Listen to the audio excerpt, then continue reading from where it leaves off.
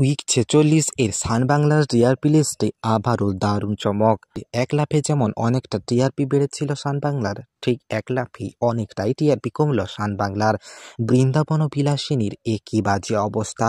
তাহলে চলুন জেনে নেওয়া যাক সান বাংলার উইক ৪৬ এর সম্পূর্ণ টিআরপি তালিকা। ভিডিওটি শুরু করার আগে ভিডিওটিতে একটা লাইক দিয়ে চ্যানেলটাকে সাবস্ক্রাইব করুন।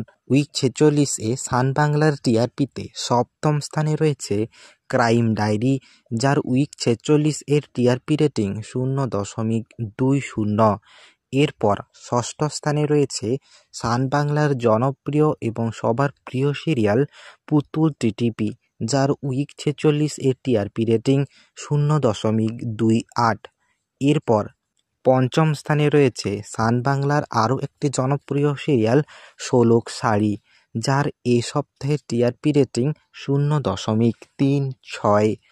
এরপর চতুর্থ স্থানে রয়েছে সান বাংলার নতুন শুরু হওয়া রূপকথার গল্প রূপমতী, যার উইক ৪৬ এর টিআরপি রেটিং 0.65।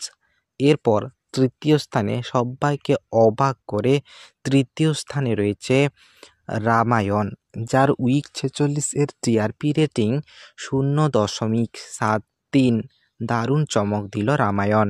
এরপর দ্বিতীয় স্থানে রয়েছে বর্তমানে সান বাংলার সবচেয়ে সুন্দর সিরিয়াল বৃন্দাবন বিলাসিনী, যার উইক ৪৬ এর টিআরপি রেটিং 1.19। অনেকটাই টিআরপি কমল বৃন্দাবন বিলাসিনীর।